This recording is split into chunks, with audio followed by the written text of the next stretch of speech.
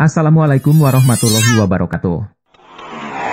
Masalah politik sudah dijelaskan dalam Islam, harus orang alim, harus orang yang faham agama Allah, yang tahu halal haramnya Allah, baru jadi pemimpin. Mana pernah pemimpin negara kita ada orang yang alim?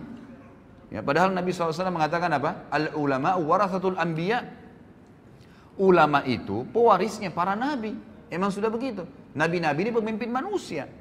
Sekarang kalau ada kiai, ada ustadz, ada dai, dicalonkan jadi presiden, disorotin oleh masyarakat. Untuk apa dai masuk di politik? Subhanallah. Lalu kalau bukan ustadz atau ada dai atau ulama yang memimpin anda, siapa yang akan pimpin anda? Orang-orang fasik seperti sekarang? Yang membiarkan tempat kemaksiatan terbuka, pelanggaran-pelanggaran agama Allah dilakukan, riba merajalela mencekik lehernya umat-umat Islam, anak-anak muslimah dan muslim kita yang akhirnya terbengkalai, dipaksanya ini dan dipaksakan itu, dan seterusnya, gitu kan? Maka ini keliru sekali. Bukankah Nabi SAW datang ke Madinah lalu menjadi pemimpin pada saat beliau datang dan beliau menobatkan diri menjadi raja sekalian Nabi di Madinah karena beliau adalah seorang yang paling alim, tahu halal haramnya Allah. Bukankah Nabi SAW wasiatkan Abu Bakar radhiyallahu anhu penggantinya setelah beliau adalah orang yang paling alimnya sahabat, paling tahu halal haramnya Allah? Bukankah Abu Bakar menulis wasiat pada saat mau meninggal mengatakan, aku meninggalkan wasiat yang manusia yang paling bertakwa sama Allah dan paling paham halal halalnya Allah adalah Umar bin Khattab? Bukankah Umar bin Khattab lalu menunjuk Uthman bin Affan? Bukankah Uthman dan masyarakat Madinah akhirnya menunjuk masyarakat Madinah menunjuk Ali setelah itu karena dianggap orang yang paling alim setelah Uthman dan seterusnya. Kita lihat bagaimana Khulafaur Rasyidin menunjukkan adalah ulama. Ya. Apa kata Nabi SAW dalam hadis sahih riwayat Al-Hakim? Sayati umara'u sufaha. Akan datang nanti sepeninggalku adalah pemimpin-pemimpin yang sangat sufaha. Sufaha itu jamak daripada safih. Dan orang Arab ini ikhwah menyebutkan kata-kata safih itu kalau bodohnya super bodoh. Namanya. Kalau jahal itu artinya bodoh masih ada pinternya. Tapi kalau safih itu artinya bodoh yang tidak ada ditahu apa-apa. Orang yang tidak tahu, tidak ada informasi apapun dengan dia. Maka apa kata Nabi SAW? Akan datang pemimpin-pemimpin yang sufaha, yang bodohnya luar biasa. Kenapa Nabi SAW katakan bodoh? Beliau lanjutkan hadis yang mengatakan umara'u la yahtaduna bihaddi wa la yastannuna bisunnati. Pemimpin-pemimpin yang tidak akan pernah mengambil petunjuk dariku, nggak mau nunjuk oleh Nabi Muhammad SAW, tidak mau tahu halal haramnya Nabi SAW. Nabi SAW ya seorang Nabi Muslim, ya sudahlah, saya juga Muslim, tapi nggak hubungnya dengan politik saya. Subhanallah. Ya. Lalu siapa yang anda jadikan patokan? Belanda, Inggris, negara-negara Barat, orang-orang kafir yang kufur kepada Allah Subhanahu Wa Taala. Lahirlah sistem demokrasi yang akhirnya siapa yang paling banyak suaranya, siapa yang paling kuat, ya orang masanya maka dia yang menang walaupun dia bodoh. Subhanallah khalik, gitu kan? Ini luar biasa karena kita jahilnya, kita tidak tahu tentang apa yang diajarkan Nabi SAW dan kita tidak sidq, kita tidak mempercayai itu. Seakan-akan ragu, benar nggak Islam nih? Benar nggak Islam itu bisa ngatur politik? Padahal 1345 tahun kita memimpin dunia. Bagaimana anda masih ragu dengan masalah itu? Lalu kata Nabi SAW, wa yastannuna bisunnati, dan tidak pernah ngikutin sunnah-sunnahku. Kita lihat sekarang negara-negara Islam. Jadi kacau balau, jadi gampang semuanya diobrak-abrik, jadi gampang. Naik pemimpin, ya tidak ada opsi lagi. Ini atau itu, dua-duanya nggak baik, dua-duanya begini. Karena anda tidak kembali kepada sistem yang sebenarnya. Allah Azza wa Jalla sudah tuntunkan di dalam kitabnya. Jadi kata Allah Subhanahu Wa Taala, dan orang-orang yang mentaati Allah dan Rasulnya dalam segala lini ikhwah. Al-Quran dan Sunnah di atas segalanya. Allah dan Rasulnya di atas segalanya. Di atas politik, di atas ekonomi, di atas rumah tangga, di atas jabatan, di atas pendapatan, di atas segala-galanya. Itu baru dikatakan orang itu sidq. Orang yang benar-benar yakin dan percaya penuh terhadap apa yang Allah dan Rasulnya turunkan. Barang siapa yang mentaati Allah dan Rasulnya, maka mereka lah yang akan bersama diberikan nikmat kepada nabi-nabi dan orang-orang yang siddiq, orang-orang yang terpercaya tadi, dan syuhada, orang yang mati syahid, wassalihin, dan orang-orang yang saleh, wa hasuna ulaika rafiqa, dan mereka lah sebaik-baik orang, ya, sebaik-baik orang. Baik ikhwas sekalian, sebelum masuk ke Abu Bakar juga, saya menemukan ada tema yang menarik dari buku ini.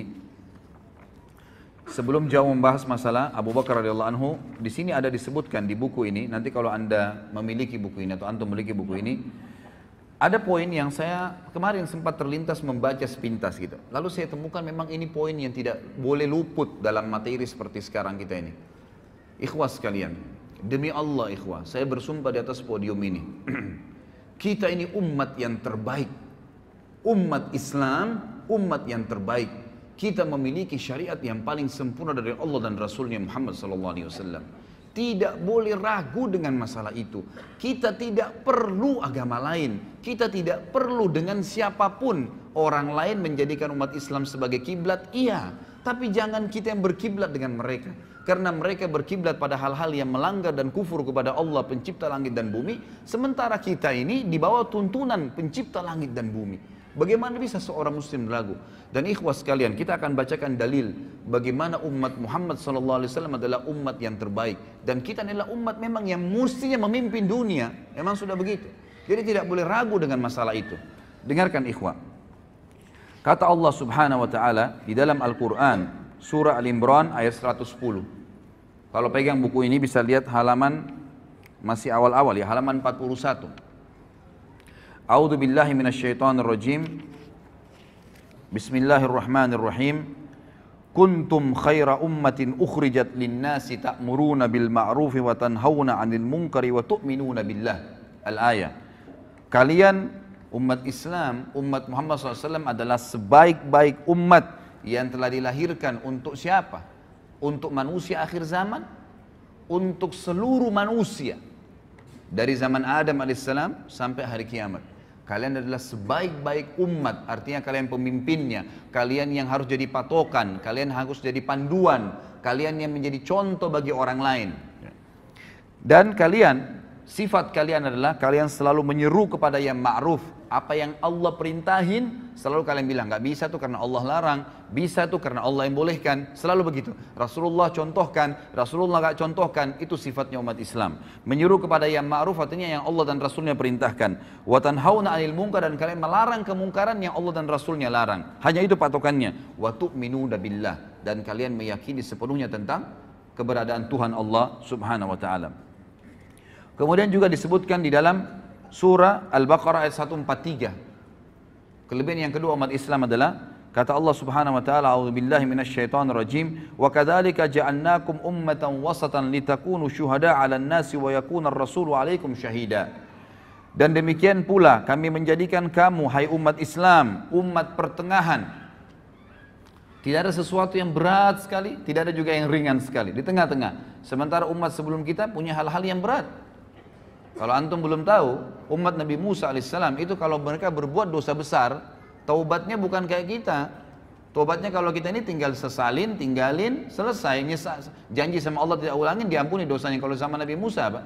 Kalau ada umatnya mengeluh, wahai Musa, saya baru berzina, saya baru buat dosa besar. Apa kata Musa alaihissalam dalam surah Al-Baqarah? Faqtulu anfusakum, bunuh diri kalian.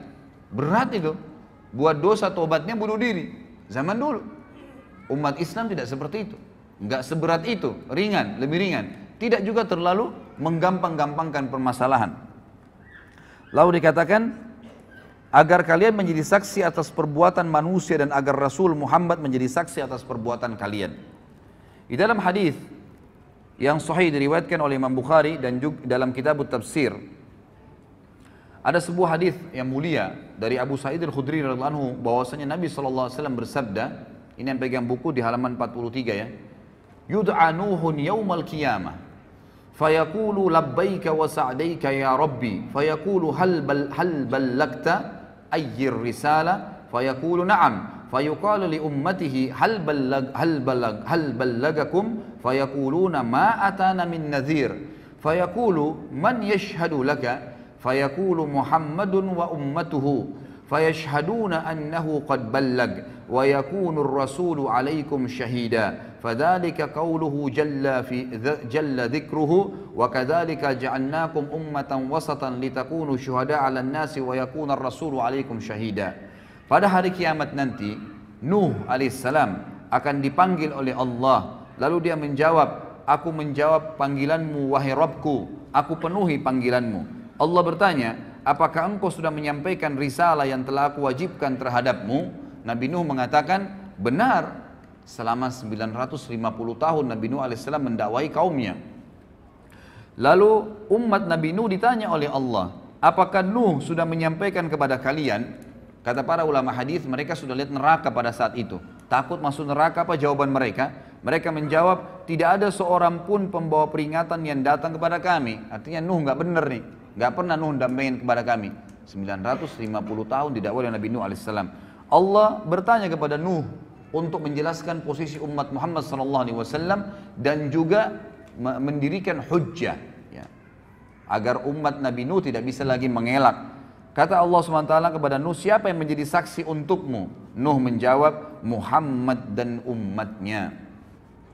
Maka umat Muhammad SAW pun semuanya datang, tidak terkecuali, bersaksi bahwa Nuh telah menyampaikan dan Rasulullah SAW menjadi saksi atas mereka sebagaimana Allah telah firmankan dalam Al-Quran. Dan demikian pula kami telah menjadikan kamu umat Islam, umat pertengahan agar kamu menjadi saksi atas perbuatan manusia dan agar Rasul Muhammad menjadi saksi atas perbuatan kalian.